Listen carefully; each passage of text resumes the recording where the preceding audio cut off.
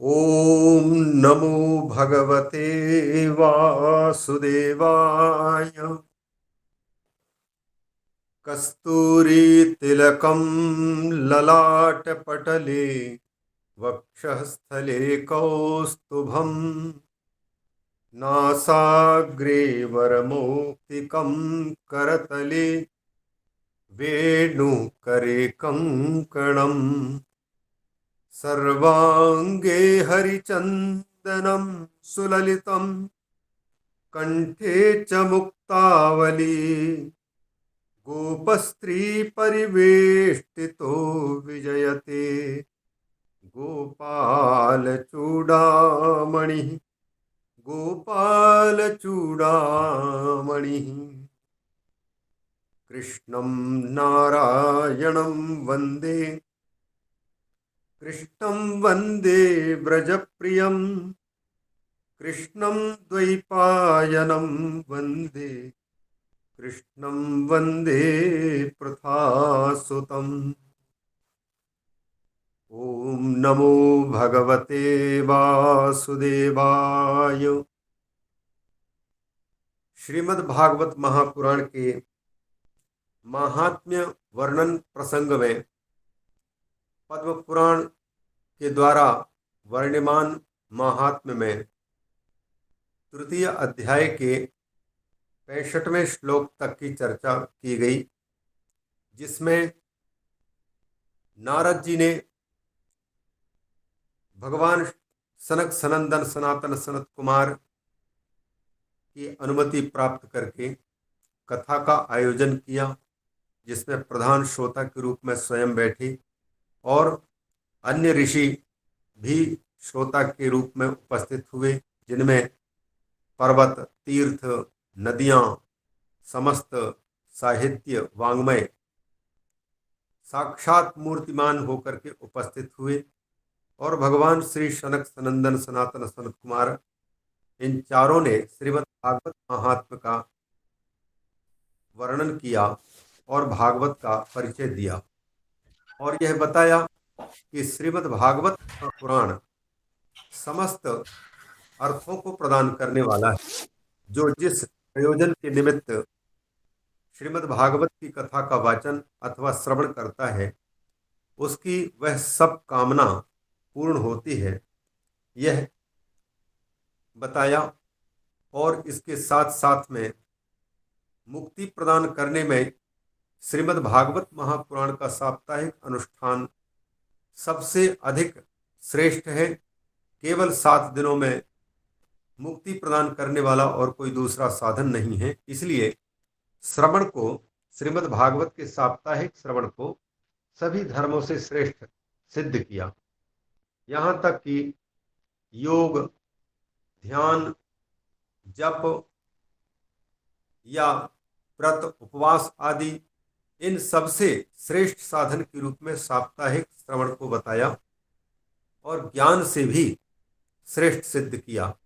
तो ज्ञानादि धर्मों को भी तिरस्कृत करके यह सबसे आगे कैसे बढ़ गया, सौनक जी के इस प्रश्न का उत्तर देते हुए सूत जी ने भगवान श्री कृष्ण और उद्धव के संवाद के माध्यम से यह बताया कि क्योंकि श्रीमद् भागवत में साक्षात परमात्मा अपने तेज का आधान किए हैं और स्वयं ही उसमें अंतर्धाय, स्वयं अंतर्हित होकर के भागवत में प्रविष्ट हो चुके हैं। इसलिए समस्त मुक्ति के साधनों में श्रीमद् भागवत का साप्ताहिक श्रवण सर्वश्रेष्ठ है और मुक्ति प्रदान करने वाला है, यह बता चुके हैं। और इसी प्रसंग में फिर ये कह दिए, दुख दारिद्र्य दौर्भाग्य पाप प्रक्षालनाय च कामक क्रोध जयार्थम ही कलौ धर्मोयम ईरिता। कलयुग में यदि कोई अपने दुखों का प्रक्षालन करना चाहता है, दरिद्रता को मिटाना चाहता है, दुर्भाग्य को मिटाना चाहता है, पापों को दूर करना चाहता है, अथवा काम क्रोध आदि शत्रुओं पर जीत हासिल करना चाहता है, तो सबसे बड़ा धर्म श्रीमद् भागवत का साप्ताहिक श्रवण बताया गया है। यदि नहीं करते तो फिर उसका विपरीत फल देखने को मिलता है। यह बताते हुए कहा गया, अथवा वैष्णवी माया देवैरपि सुदुस्त्यजा कथम त्याज्य भवेत कुंभी सप्ताहोतः प्रकीर्तिता। जो भगवान विष्णु की माया है, व्यापिका माया वैष्णवी, जो कि देवताओं के द्वारा भी दुस्त्यज है या दुर्जेय है, जिसको जीतना बड़ा कठिन है, वह भगवती महामाया किसी के द्वारा जीत पाना उसको संभव नहीं है। इसलिए भगवती महामाया से भी अगर पार पाना चाहता है, माया के अधीन नहीं होना चाहता है, तो उसे साप्ताहिक भागवत श्रवण करते रहना चाहिए। इस प्रकार से महात्म वर्णन कर रहे थे।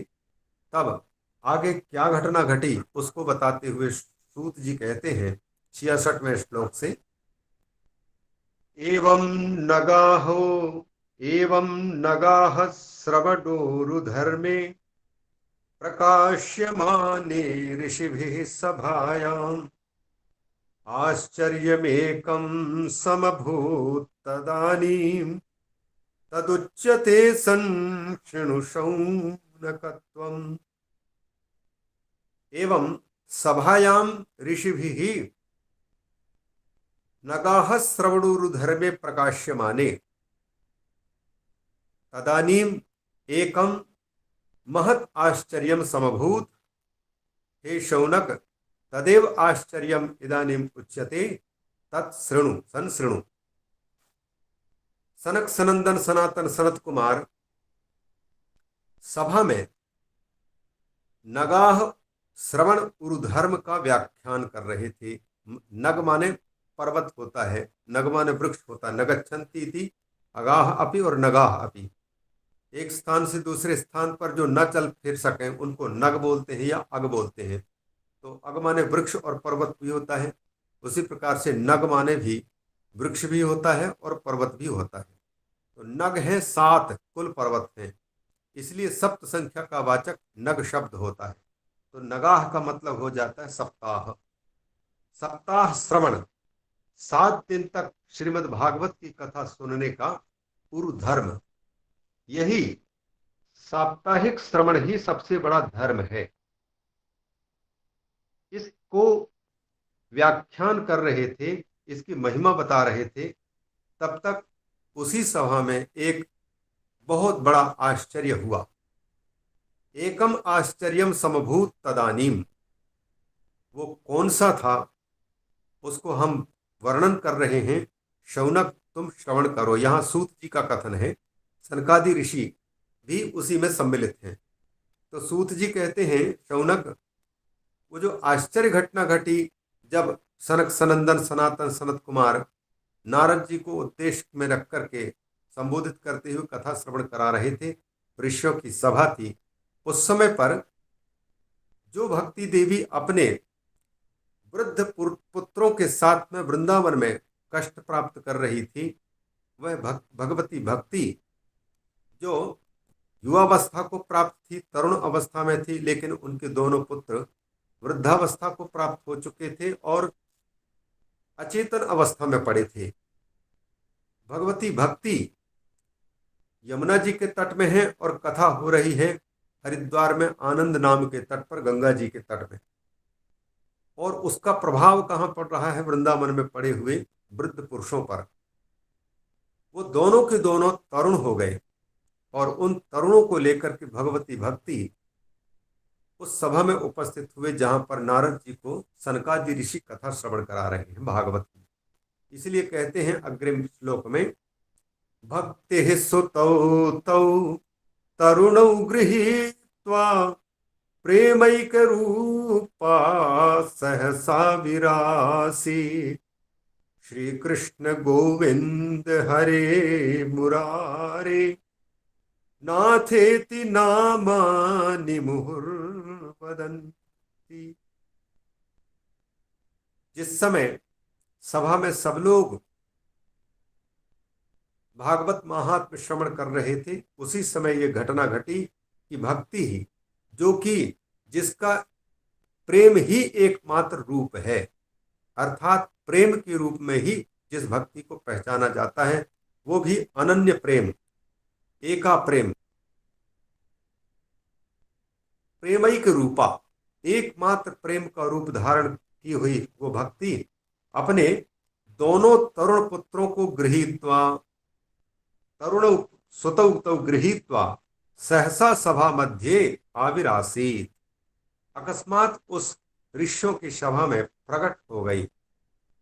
और प्रकट हुई, वो कैसे क्या करती हुई प्रकट हुई?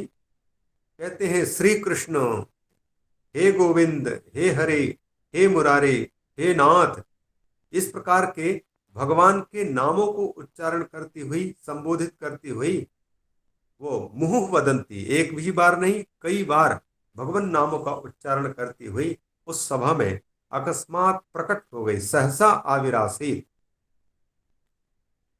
सभा में बैठे हुए समस्त सभ्य जनों ने जब अकस्मात भक्ति को अपने तरुण पुत्रों के साथ में उपस्थित देखा तो किस प्रकार से दिखाई दे रही हैं? ताम चागताम भागवतार्थ भूषाम सुचारुवेशाम ददृशुः सदस्याः, कथम प्रविष्टा कथमागतेयम् मध्ये मुनीनाम इति तर्कयन्तः। भगवती भक्ति वहां कैसे दिख रही हैं? भागवतार्थ भूषा, श्रीमद् भागवत के जो अर्थ हैं उन अर्थों का आभूषण धारण की हुई है, अलंकृत है, अर्थों से अलंकृत है। मतलब श्रीमद् भागवत के समस्त तात्पर्यों को विज्ञापन करने की शक्ति उनमें है। अर्थात यह संकेत देता है शब्द कि श्रीमद् भागवत का पूरा तात्पर्य वही समझ सकता है जिन पर भगवती भक्ति की कृपा हो जाए। भक्ति के प्राप्त होने पर, भक्ति के बल पर स्वयं भक्तिर ज्ञानाय कल्पते, संपूर्ण श्रीमद् भागवत का तात्पर्य वो बोध करा सकती है, क्योंकि भागवत के अर्थ रूपी अलंकार धारण करके उपस्थित हैं। और सुचारु वेशा, सुंदर वेशभूषा है, उसके सुंदर रूप धारण की हुई है। उनको समस्त सदस्यों ने जब देखा, सभा में इस सदस्य में बैठे हुए समस्त सदस्यों ने देखा तो वो तर्क करने लग गए कि ये मुनीनाम मध्य कथम प्रविष्टा कथम आगता इयम, ये देवी कैसे प्रवेश कर गई, कहाँ से प्रवेश कर गई और कैसे आई हुई है।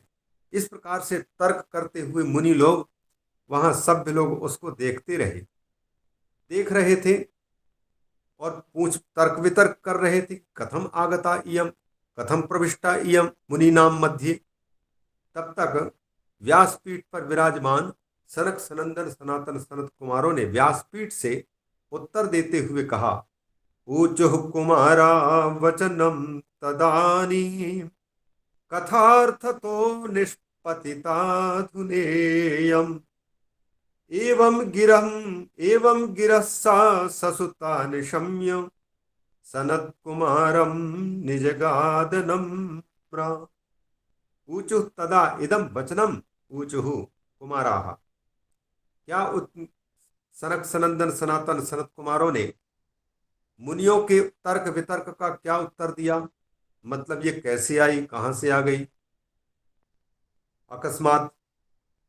तो सनकादि कुमार उत्तर देते हैं, कहते हैं इयम अधुना कथा अर्थतः निष्पतिता, कथार्थतः निष्पतिता इयम अधुना। इस समय पर ये श्रीमद् भागवत के कथा के अर्थ से प्रकट हुई है।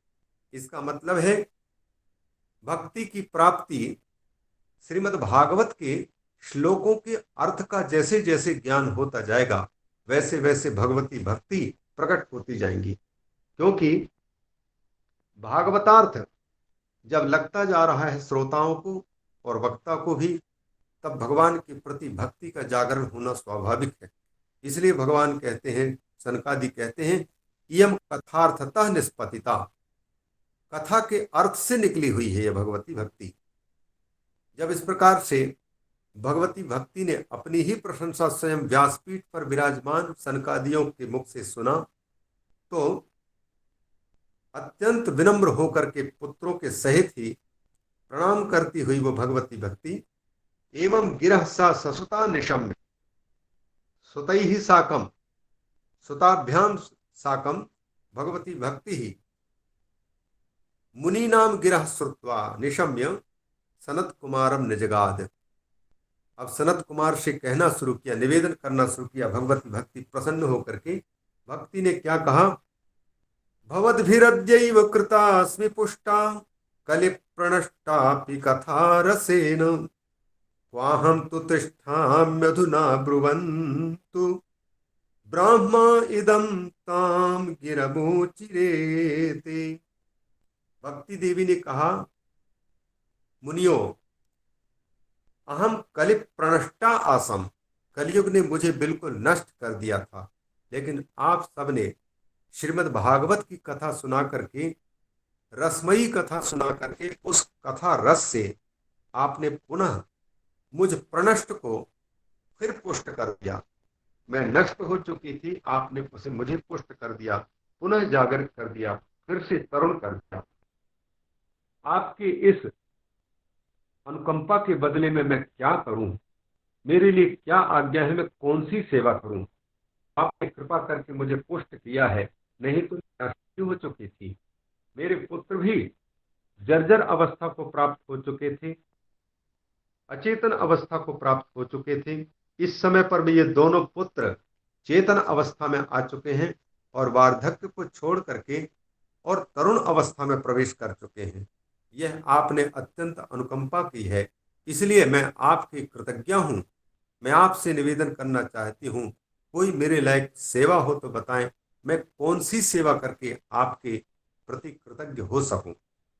वाहम तो तिष्ठा मधुना ब्रुवंतु, अब आप बताइए मैं अब कहाँ रहूं, ताकि मेरे ये दोनों पुत्र भी सकुशल रह सकें, ज्ञान और वैराग्य तरुण अवस्था इनकी बनी रहे, और मैं भी इनकी मां प्रसन्न रह सकूं, दोनों पुत्रों को तरुण देख करके। तब भगवती भक्ति के इस विनम्र वचन को सुनकर के ब्रह्म कुमारा ब्राह्मा सनक सनंदन सनातन ने ताम इदम ऊचिरे, ये वैसे इदम और ये गिरम के साथ में समानाधिकरण तो नहीं बन सकता, क्योंकि इदम नपुंसकलिंग है और गिरम स्त्रीलिंग है, तो इमाम गिरम होना चाहिए था, लेकिन यहाँ ये ब्राह्मा इदम ऊचिरे या तो अलग अलग हो, या तो फिर जो है ये इदम शब्द का वो भगवती भक्ति के वचन के साथ में संबंध हो सकता है। तो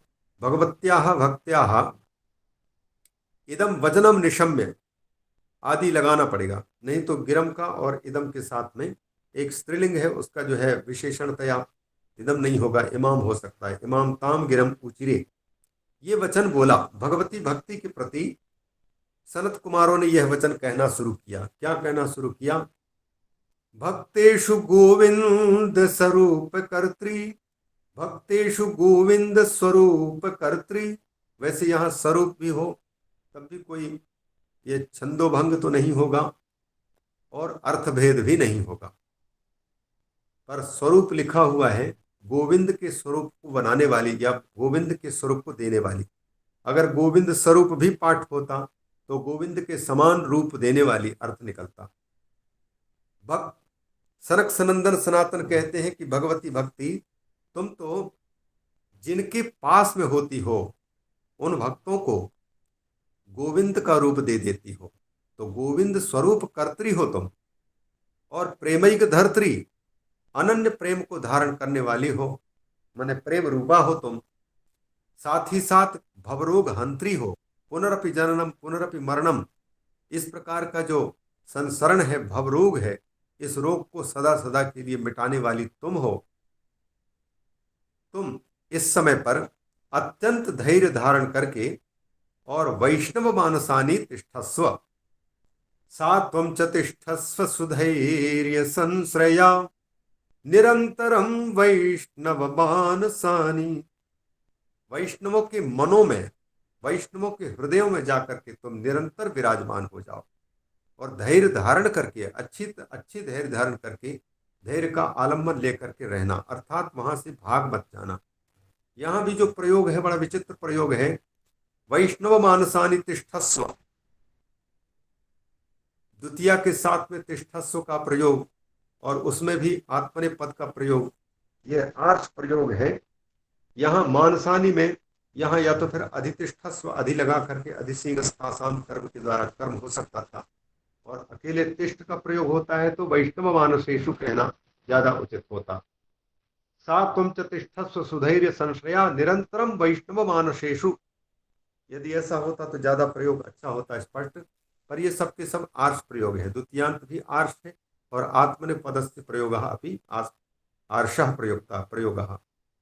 सा त्वं च तिष्ठस्व सुधैर्य संश्रया निरंतरम वैष्णव मानसानि।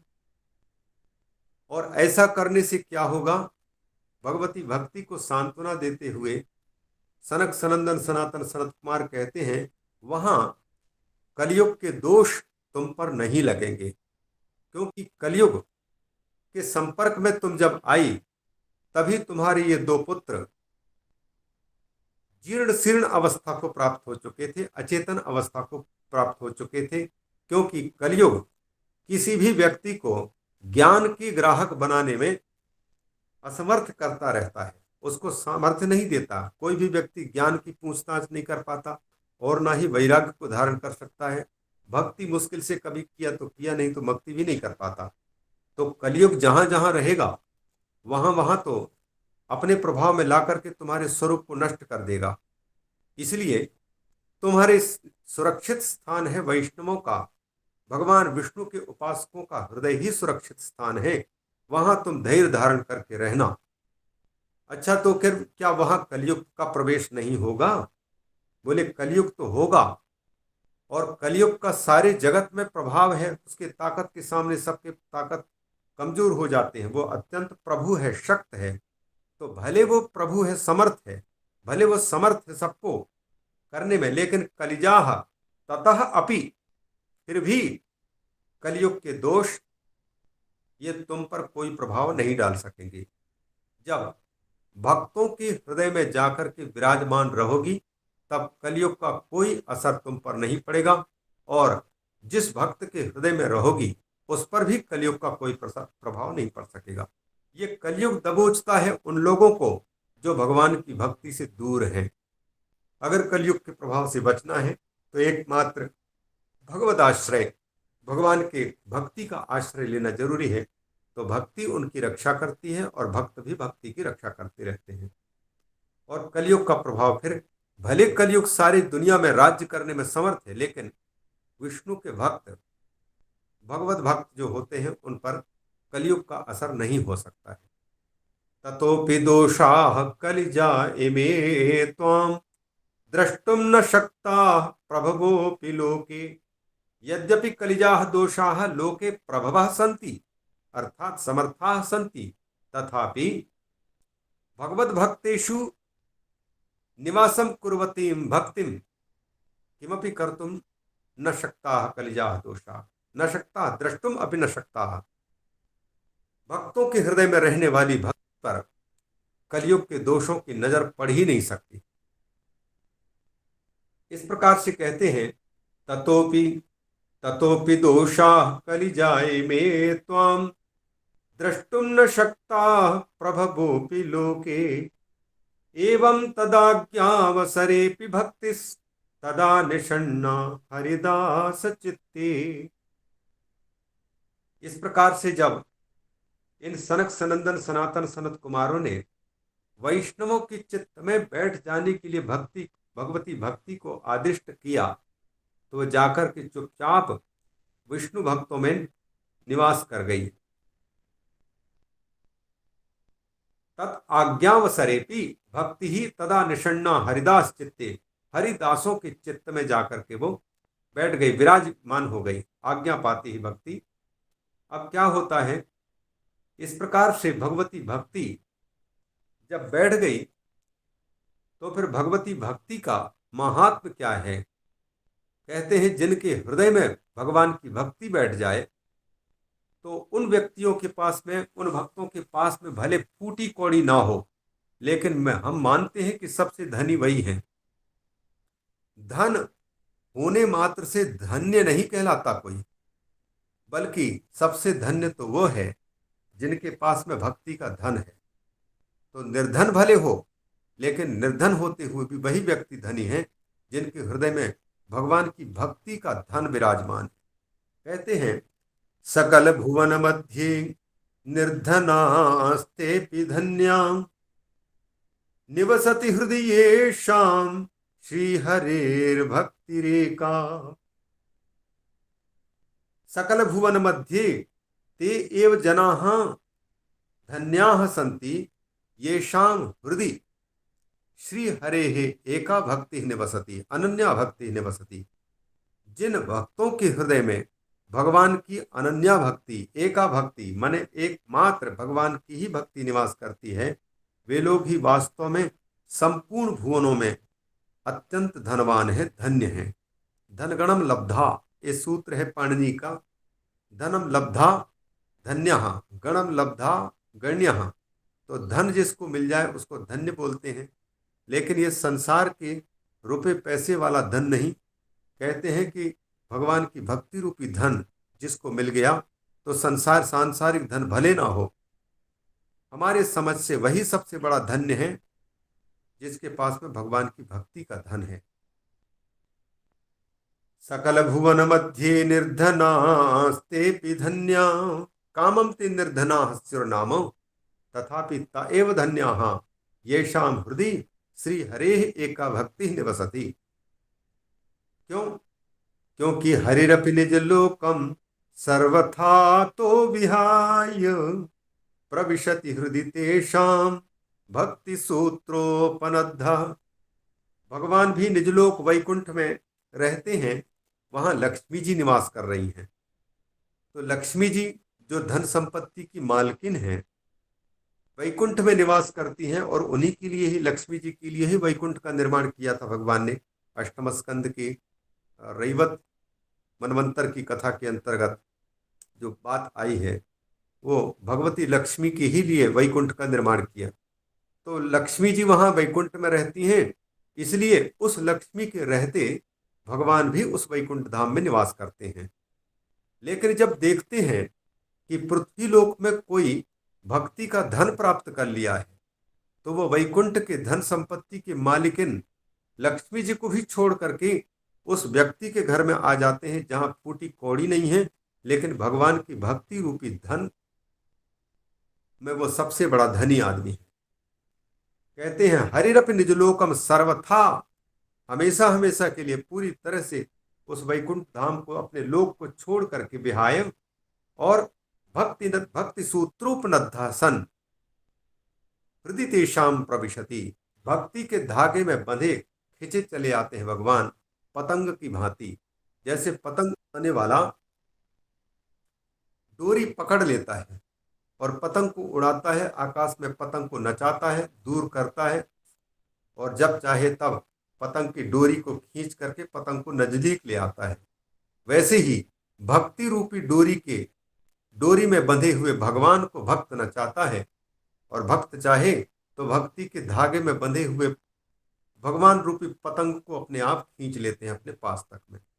इसलिए कहते हैं हरिरपि निज लोकम सर्वथा तो विहाय प्रविशति हृदि तेषां भक्ति सूत्रोपनद्धा। भक्तिरेव सूत्रम भक्ति सूत्रम तेन उपनद्धा भक्ति सूत्रोपनद्धा श्रीहरि तेषां भक्तानां हृदय प्रविशति आशु। जल्दी ही उन भक्तों के हृदय में आकर के बस जाते हैं। इसलिए सनकादि कहते हैं कि हम भगवान की महिमा के बारे में क्या कहें और भागवत की महिमा हम क्या सुनाएं। यह अद्भुत है भागवत। ब्रूमोद्यते किमधिकम महिमानमेवं ब्रह्मात्मकस्य भुवि भागवताभिधस्य यत्संश्रयान्निगदिते लभते सुवक्ता श्रोतापि कृष्ण समताम अलमन्य धर्मई। एक एक पद का प्रथमांततया प्रयोग करके अगर समझते हैं तो बहुत आसान होता है। सनकादि ऋषि कहते हैं ये भागवताभिधम ब्रह्मात्मकम शास्त्रम, यह जो श्रीमद् भागवत है, यह भागवत नामधारी साक्षात ब्रह्मात्मक है माने वेदात्मक है, वेद ही आत्मा है माने स्वरूप है जिसका, यह वेद ही साक्षात भागवत नाम धारण करके अवतीर्ण है। इस श्रीमद् भागवत का जो है ब्रह्मात्मक भागवताविद के महिमा को कौन कह सकता है। हम अधिक क्या महिमा गाएं इस भागवत की जो साक्षात वेद रूप है। ब्रूमोद्यते किमधिकम महिमानमेवं एवं एतस्य भागवताविधस्य ब्रह्मात्मकस्य भुवि किम अधिकम महिमानं ब्रूमो। किम ब्रूमो अर्थात साक्षात वेद रूप जो श्रीमद् भागवत है उसकी महिमा इस पृथ्वी लोक में भूमि में हम क्या कहें नारद जी। जिसके आश्रय लेकर के अगर कोई वक्ता भागवत के सिद्धांतों का आश्रय लेकर के कोई वक्ता यदि केवल भक्ति के प्रकाशन के लिए, ज्ञान के प्रकाशन के लिए और वैराग्य के प्रकाशन का ही उद्देश्य लेकर के कथा सुनाता हो और साथ ही साथ श्रोता भी केवल भगवान की भक्ति, ज्ञान, वैराग्य प्राप्ति के उद्देश्य सुन रहा हो, तो ये सुनने वाले और बोलने वाले ये दोनों के दोनों यदि भागवत का आश्रय लेकर के श्रवण करते हैं और बोलते हैं तो फिर इन दोनों को कृष्ण समताम लभते, वक्ता अपि कृष्ण समताम लभते, श्रोता अपि कृष्ण समताम लभते, अर्थात कृष्ण की बराबरी करने के अधिकारी हो जाते हैं। वक्ता भी श्री कृष्ण सदृश हो जाता है और श्रोता भी श्री कृष्ण की समता को प्राप्त हो जाता है, अर्थात श्री कृष्ण सदृश ही हो जाता है। इसलिए कहते हैं अलम अन्य धर्मई ही, अरे अन्य दूसरे मुक्ति प्राप्ति के साधनों को अपनाने की क्या जरूरत, केवल ये साप्ताहिक श्रवण रूप धर्म को ही अपनाना, यही सबसे बड़ी चीज है। श्रीमद् भागवत को सुनो और उसी को कथन करो, लेकिन भागवत जैसा उद्देश्य रख करके प्रवृत्त है उस उद्देश्य का अनुसरण करते। यत् संश्रयात श्रीमद् भागवतम संसृत्यैव यद्वा श्रीमद् भागवतस्य सिद्धांतान् संसृत्यैव यह वक्ता वक्ति यश्च श्रोता शृणोति तौ उभौ अपि श्रोता वक्ता च कृष्ण समताम लभेते। भगवान श्री कृष्ण की समता को प्राप्त हो जाते हैं दोनों, अर्थात श्री कृष्ण के रूप को प्राप्त कर लेते हैं। इसको कहते हैं सारूप्य मुक्ति, भगवान के समान रूप का मिलना, यह सारूप्य मुक्ति है। तो सारूप्य मुक्ति को प्रदान करने वाला है जो लोग ईमानदारी के साथ में श्रीमद् भागवत का अर्थाभिसंधान पूर्वक वाचन करते हैं और श्रवण कराते हैं, भक्ति ज्ञान वैराग्य की संस्थापना का उद्देश्य लेकर के उन लोगों के चित्त में भगवान का स्वरूप प्रकट हो जाता है, वो भागवत रूप भगवान रूप ही हो जाते हैं। उसी प्रकार से श्रोता भी यदि श्रद्धा के साथ में श्रवण करता है और कोई उद्देश्य जागतिक वस्तुओं को पाने का ना हो तो उसको भी कृष्ण के रूप की प्राप्ति हो जाती है। इस प्रकार से ये तृतीय अध्याय के ये 74 श्लोकों में यह तृतीय अध्याय आया जिसमें नारद को भगवान सनकादि ने श्रीमद् भागवत का महात्म्य अभी सुनाया ही है और सुना करके अभी तो महात्म ही गा रहे थे, जब महात्म श्रवण करा रहे थे उसका इतना फल मिला कि साक्षात भगवती भक्ति स्वयं ज्ञान और वैराग्य को तरुण अवस्था में लेकर के उपस्थित हो गई। तो फिर श्रीमद् भागवत को जब सुनेंगे कहेंगे तो उसका फल क्या होगा, उसका फल तो फिर वक्तव्य कथन की सीमा से परे है। ये कैमुतिक न्याय से यहाँ पर सामान्य रूप से दर्शाया है। अब इसी प्रसंग को आगे बढ़ाना चाहते हैं, पहले भगवान नाम एक दो बार मैं ले लेता हूं। हरे कृष्ण कृष्ण कृष्ण हरे हरे, हरे राम राम राम हरे हरे, हरे राम राम राम हरे हरे, हरे कृष्ण कृष्ण कृष्ण हरे हरे। ओम नमो भगवते वासुदेवाय। अथ चतुर्थोऽध्यायः गोकर्णोपाख्यानम्। अब चतुर्थ अध्याय प्रारंभ किया जा रहा है। इसमें गोकर्ण का उपाख्यान प्रस्तुत किया जा रहा है। वैसे तो धुंधुकारी उपाख्यान कहना ज्यादा उचित होता, क्योंकि धुंधुकारी को ही तारने के उद्देश्य से यह कथा उपस्थापित की जा रही है। लेकिन वक्ता की प्रधानता से गोकर्ण का नाम लेकर के गोकर्णोपाख्यान कथावाचक को ऊपर रख करके अध्याय का नाम रखा गया है। तो ये चौथे अध्याय में प्रारंभ में सूत जी पूर्व प्रकरण को आश्रित्य पूर्व प्रकरण का आश्रय लेकर के सुना रहे हैं। पूर्व प्रकरण में मतलब तृतीय अध्याय में यह बात बताई गई कि भगवान सनक सनंदन सनातन सनत कुमार ने भगवती भक्ति को ज्ञान और वैराग्य इन दोनों पुत्रों के सहित वैष्णवों के चित्त में बैठने की अनुमति दी, आदेश किया। और भगवती भक्ति समस्त वैष्णव भक्तों के चित्तों में आकर के बैठ गई। जब जैसे बैठेंगे तो इसका मतलब बैठने का मतलब है श्रोताओं के चित्त में भक्ति का उदय होने लग गया, ज्ञान का उदय होने लग गया और वैराग्य का उदय होने लग गया। अभी भागवत की कथा हुई भी नहीं है, केवल महात्म ही सुन चल रहा है, और महात्म के चलते ही श्रोताओं के चित्त में ज्ञान का प्राकट्य होने लग गया, वैराग्य का प्राकट्य होने लग गया और भक्ति भी हंसने लग गई। तो इस प्रकार से जब भगवती भक्ति अपने ज्ञान और वैराग्य के सहित वैष्णव भक्तों के मन में जाकर के विराजमान हो गई, तो फिर भगवान भी जो कि भक्ति सूत्रोपनद्ध होकर के और भक्तों के चित्त में आकर के विराजमान हो जाते हैं, उनसे भी रहा नहीं गया, वैकुंठ छोड़ करके उपस्थित हुए। ये कहने जा रहे हैं। सूत उवाच अथ वैष्णव चित्तेषु दृष्ट्वा भक्तिमलौकिकी निजलोकं परित्यज्य भगवान भक्तवत्सलः। चतुर्थ श्लोक के आविवेश पद के साथ में अन्वय है पूरे का, मतलब प्रथम श्लोक, द्वितीय श्लोक, तृतीय श्लोक, चौथा श्लोक, इन चारों श्लोकों का एक ही अन्वय है, आविवेश में तात्पर्य है। मतलब भगवान हरि ही भक्तानाम चेतसु या भक्तानाम चित्तेषु वैष्णव चित्तेषु अलौकिकी भक्तिम अवलोक्य दृष्ट्वा, और भगवान अपने धाम को त्याग करके और इनके चित्त में जाकर के विराजमान हो गए, भक्तों के निर्मल हृदय में जाकर के प्रवेश करके और विराजमान हो गए। ये कहना चाहते हैं। पहले भगवान की यहाँ पर विशेषता बता रहे हैं। वैष्णवों के चित्तों में जब अलौकिकी भक्ति को भगवान ने देखा, अथ वैष्णव चित्तेषु अलौकिकी भक्तिम दृष्ट्वा, भगवान भक्त वत्सलः श्री हरि ही सबसे पहले क्या किया, निज लोकम परित्यज, अपने लोक को छोड़ा, वैकुंठ का परित्याग किया।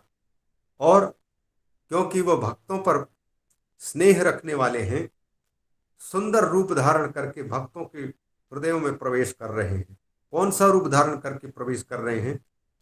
वनमाली घनश्याम पीतवासा मनोहर कांची कलाप रुचिरो लसन्मुकुट कुंडल त्रिभंग ललितश्चारु कौस्तुभेन विराजितः कोटि मनमथ लावण्यो हरिचंदन चर्चितः परमानंद चिन्मूर्तिर मधुरो मुरलीधरः आविवेश स्वभक्तानां हृदयान्यमलानि च।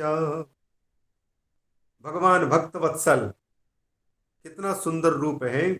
वनमाली, गले से नीचे घुटनों तक वनमाला लटक रही है और बरसने को उद्युक्त मेघों के समान श्याम सुंदर है शरीर उनका।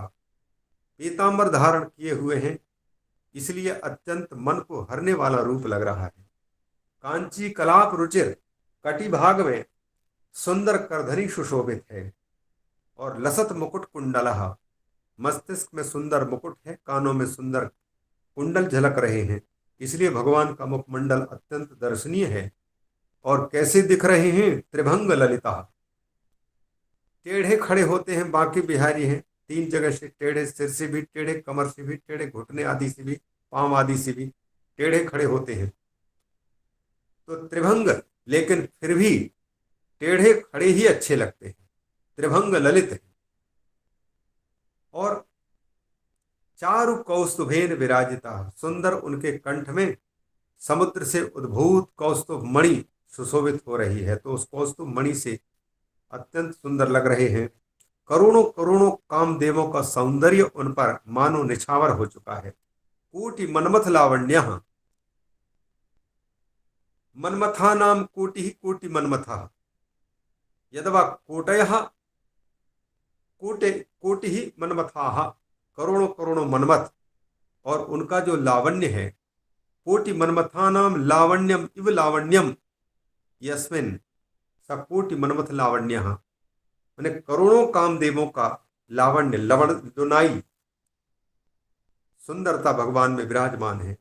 और संपूर्ण शरीर हरिचंदन चर्चिता, हरिचंदन से पूरा लिप्त है शरीर। भगवान का असली रूप क्या है? परमानंद चिन्ह मूर्ति, आनंद की मूर्ति है और चित की मूर्ति है, अर्थात सच्चित और आनंद की मूर्ति है भगवान।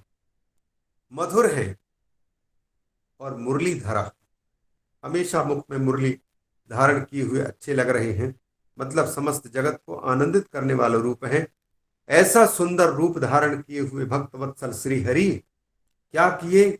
स्वभक्ता नाम अमलानी हृदयानी आविवेश, जिनको वो अपना भक्त समझते हैं, उन वैष्णवों के निर्मल हृदयों में आकर के प्रवेश कर गए। अब जब भगवान को वहां आए देखा, तो पहले जो भगवान के ही पार्षद उद्धव आदि रूप छिपा करके जो कथा सुनने के बहाने आए हुए थे, उनसे रहा नहीं गया।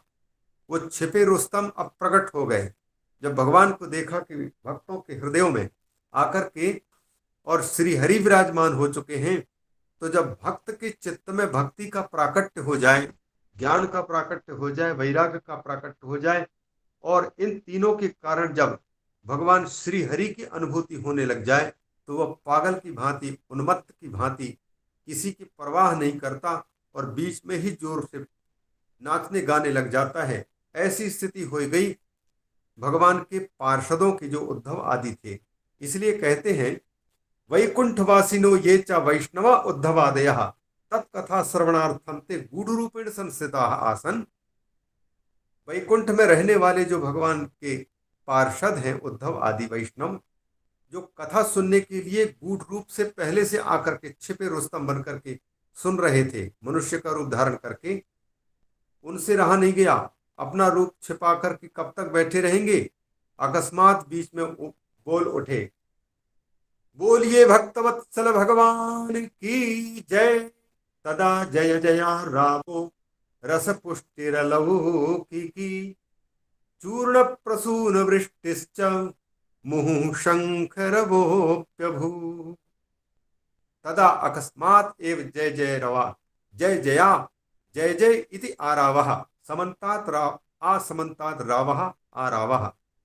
चारों ओर जय जयकार की ध्वनि गूंजने लग गई और अलौकिकी रस पुष्टिरभूत, लोक में जिस रस की दर्शन नहीं होता, वो अत्यंत अद्भुत रस, भक्ति रस का अद्भुत दृश्य उपस्थित हो गया।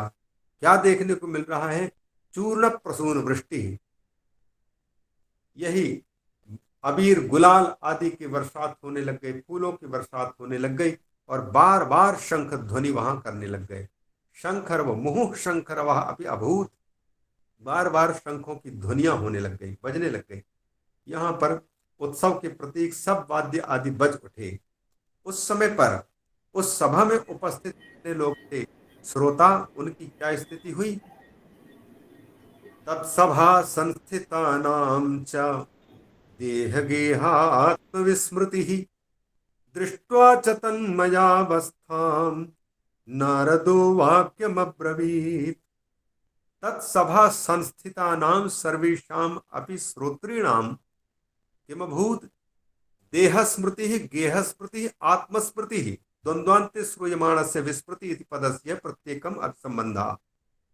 देहश्च गेहश्च आत्मा च देह गेहात्मानः, और तेषाम विस्मृति ही देह गेहात्म विस्मृति। द्वंद्व के अंत में जो विस्मृति शब्द है उसका प्रत्येक के साथ में संबंध करके देह विस्मृति, गेह विस्मृति, आत्म विस्मृति। न किसी को अपने देह का भान है, न घर का भान है, न आत्मा मन आदि का, स्वयं का आत्मा का भी कोई भान नहीं। देह गेह की, स्थूल शरीर की भी भान नहीं, गेह की भी भान है नहीं है, और मैं कौन हूं कहां हूं इसकी हुई विस्मृति हो गई, कोई सुध न रही।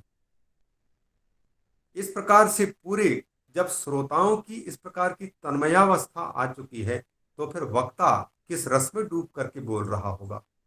सराबोर करने के लिए अगर वक्ता के वचनों से श्रोता के आंखों में अगर करुण रस का प्रतिपादन कर रहा हो वक्ता और तटस्थ होकर के सुना रहा हो, पहली बात तो वक्ता के आंखों में आंसू आ जाए इसमें कोई आश्चर्य की बात नहीं, लेकिन श्रोता करुण रस के वर्णन को सुनकर के अगर सराबोर हो जाए, आंखों में आंसू हो जाए, इसका मतलब है वक्ता का वक्तव्य सार्थक होता जा रहा है। भक्ति रस में डूबे हुए श्रोता के आंखों में आंसू टपकने लग जाए तो वक्ता का करुण रस का प्रतिपादन सफल है। और साथ ही साथ यदि वक्ता के भी आंखों से करुण रस की प्रस्तुति करते समय आंसू टपकने लग जाए तब तो फिर कहना ही क्या। ये तन्मयावस्था होती है। तन्मय मतलब तत्एव तन्मयम, केवल भगवान, केवल भगवान, केवल वही एकमात्र रह जाते हैं। भक्ति भक्ति भक्ति, उसको तन्मय कहते हैं। ऐसी अवस्था का नाम है तन्मय अवस्था। मतलब केवल एकमात्र भगवान के स्वरूप में डूब चुका होता है, अपने आप को भूल चुका होता है, देह की विस्मृति हो चुकी होती है, गेह की घर से घर की विस्मृति हो चुकी होती है, मैं कौन हूं इसको भूल चुका होता है, तब इसको तन्मयावस्था कहते हैं। और इस तन्मयावस्था को जब नारद जी ने देखा तो नारद जी से रहा नहीं गया। उन्होंने सनकादि ऋषियों के सामने हाथ जोड़ करके बोलना प्रारंभ किया। अलौकिकोऽयं महिमा मुनीश्वराः सप्ताह जन्योत्य विलोकितो मया मूढ़ा शठाये पशु पक्षिणोत्र सर्वेपि निष्पापतमा भवन्ति। हे मुनीश्वराः, अद्य मया अयम अलौकिकः सप्ताह जन्यः महिमा अवलोकितः विलोकिता। मुनीश्वरों, आज मैंने पहली बार ये साप्ताहिक भागवत की कथा सुनने से उत्पन्न जो अलौकिक महिमा है, इस महिमा को मैंने देखा। क्या महिमा देखा? साप्ताहिक कथा श्रवण की क्या महिमा तुमने देखी जो तुमको अलौकिक लग रही है? नारद जी कहते हैं, यहां देख रहे हैं जो मूढ़ हैं, पशु पक्षी आदि, जिनको कोई ज्ञान नहीं होता है, शठ हैं, और जो पशु पक्षी आदि हैं, वे लोग भी ये सबके सब निष्पापतम होते जा रहे हैं। उत्तरोत्तर इनकी चित्त की शुद्धि होती जा रही है, ये पवित्र होते जा रहे हैं। क्या प्रतीक, कैसे पता लग रहा है कि निष्पाप हो रहे हैं या निर्मल हो रहे हैं? तो यही कि पशु पक्षी जो एक दूसरे से विरोध करने वाले थे, वे अब एक दूसरे की विरोध नहीं कर रहे हैं। सांप और नेवला दोनों में कोई बैर नहीं, सिंह और बैल इनमें कोई बैर नहीं, कौवा और उल्लू इन दोनों में कोई बैर नहीं। यहाँ तो सबके सब पशु पक्षी भी और आपस में दुश्मनी रखने वाले जीव जंतु भी आपस की दुश्मनी को छोड़ करके बड़े मेल मिलाप के साथ में रह रहे हैं। ये अद्भुत इस भागवत की केवल महिमा का ही वर्णन किया जा रहा है अभी तो। और महिमा श्रवण करने मात्र से जब इनकी प्रकृति में कितना परिवर्तन होता जा रहा है, तो फिर जब भागवत की कथा सुनेंगे और सुनाएंगे तो सुनने वाले और श्रोता, ये वक्ता, सुनने वाले श्रोता और बोलने वाले वक्ता, उनकी चित्त में कितना परिवर्तन हो सकता है इसकी हम क्या कल्पना कर सकते हैं। सर्वेपि निष्पापतमा भवन्ति, मूढ़ाः अपि निष्पापतमाः भवन्ति, शठाः अपि निष्पापतमाः भवन्ति, पशुपक्षिणोपि अत्र निष्पापतमाः भवन्ति। अर्थात मूढ़ लोगों की मूढ़ता चली जा रही है, शठों की शठता चली जा रही है, और पशु भी पशुत्व को छोड़ करके और मानवीय सद्गुणों को अपनाने जा रहे हैं। पक्षी भी आपस के द्वेषों को छोड़ करके और बिल्कुल उत्तम कोटि के मनुष्य की भांति उत्तम मानवता को अपना रहे हैं, तो निष्पापतम हो रहे हैं। यह आश्चर्य मैं देख रहा हूं। मुनियों, मैं आप लोगों से यह निश्चित रूप से कह सकता हूं, अतो नृलोके ननु नास्ति किंचित चित्तस्य शोधाय कलौ पवित्रम अघौघ विध्वंसकरं तथैव कथा समानं भुवि नास्ति किंचित भुवि नास्ति नान्यत् न चान्यत् नास्ति चान्यत्। पहले प्रथम अध्याय में बात आई थी, एतस्मात् अपरम किंचित मनः शुद्धै न विद्यते। श्रीमद् भागवतात् अन्यत् किमपि अन्यत् साधनम मनः शुद्धिकरम उत्तमतया न प्रतीयते। श्रीमद् भागवत ही उत्तम साधन है जो चित्त की शुद्धि करने में सबसे प्रथम नंबर का है। यहाँ उसी को आवृत करते हुए नारद जी के मुख से भी हम श्रवण कर सकते हैं। नारद जी कहते हैं, जब यहाँ अत्यंत मूढ़ जीव, शठ जीव, पशु पक्षी भी जब निष्पाप होते जा रहे हैं, तो फिर दूसरों का तो कहना ही क्या। इसलिए मैं समझ सकता हूं, यह निगमन कर सकता हूं, सारांश रूप में कह सकता हूं कि नृलोके चित्तस्य शोधाय विशेषतः कलौ अन्यत् किमपि नास्ति पवित्रम। चित्त की शुद्धि करने में श्रीमद् भागवत से बढ़कर के और कोई उत्तम साधन जो चित्त को शुद्ध कर दे मुझे दिखाई नहीं दे रहा है। कथा समानम भुवि नास्ति चान्यत्। भगवान की जो कथा है वह चित्त की शुद्धि में अपनी अप्रतिम भूमिका निभाती है। उसके समान और कोई अघ ओघ को, पाप समूह राशि को नष्ट करने वाला उत्तम कोई साधन हमको दिख नहीं रहा। यह तो निश्चित हो गया कि श्रीमद् भागवत महापुराण की कथा सब प्रकार के पापों को समाप्त करने में समर्थ है, क्योंकि यहाँ पशु पक्षी भी निष्पाप हो रहे हैं, शठों की शठता समाप्त हो रही है, मूढ़ों की मूढ़ता समाप्त हो रही है। तो फिर श्रीमद् भागवत के लिए ऐसा कौन सा पाप है जिस पाप को श्रीमद् भागवत की कथा और श्रीमद् भागवत समाप्त ना कर सके। अर्थात समस्त पापों को नष्ट करने में श्रीमद् भागवत समर्थ है, यह मुझे निश्चित हो चुका है। लेकिन फिर भी मैं हाथ जोड़ करके आप सबसे यह पूछना चाहता हूं कि क्या ऐसा भी कोई पापी होगा दुनिया में जिसके पापों को श्रीमद् भागवत समाप्त न कर सके। तो आप कृपा करके बताइए, श्रीमद् भागवत की कथा ये किन किन को विशुद्ध कर सकती है और किन को विशुद्ध नहीं कर सकती। कोई ऐसा पापी है जिसको विशुद्ध न कर पाती हो? अथवा आप बताइए गिन करके कि किन किन को ये श्रीमद् भागवत की कथा पवित्र करने में समर्थ है। के विशुद्ध्यन्ति वदन्तु मह्यम, के जनाः के पापिनः किं विधा पापिनः विशुद्ध्यन्ति सप्ताह यज्ञेन कथामयेन। ये साप्ताहिक कथामय यज्ञ के द्वारा कौन कौन पापी शुद्ध होने के अधिकारी हैं, निष्पाप कौन हो सकते हैं। कृपालुभिर्लोकहितं विचार्य प्रकाशितः कोऽपि नवीन मार्ग। आप लोग तो बड़े परम कृपालु हैं। लोक के हित को विचार में रख करके, ध्यान में रख करके यदि कोई नया मार्ग आपने खोज निकाला है तो वो बताइए कि कौन कौन कौन कथामय यज्ञ के द्वारा शुद्ध होते हैं, अथवा जो नहीं शुद्ध होते हों तो उनकी शुद्धि का कौन सा और नवीन मार्ग हो सकता है। ये कथा सप्ताह यज्ञ के द्वारा संसार में किन किन की पवित्रता हो सकती है। अगर आपने कोई विचारा हो, कल्याण का अच्छा विचार किया हो संसार के कल्याण का, तो ये भी आप निराला मार्ग बताइए। इस प्रार्थना को सुनकर के सनत कुमार आदि कहने लगे, ये मानवा पाप कृतस्तु सर्वदा सदा दुराचार रता विमार्गगाः क्रोधाग्निदग्धा कुटिलाश्च कामिनः सप्ताह यज्ञेन कलौ पुनन्ति ते। ये आज 10 तक ही रहने दे चतुर्थ अध्याय के, क्योंकि आगे इनका विवरण देना पड़ेगा। 11, 12, 13, 14 इन ये सब चार सबका श्लोकों संबंध है भाई जी।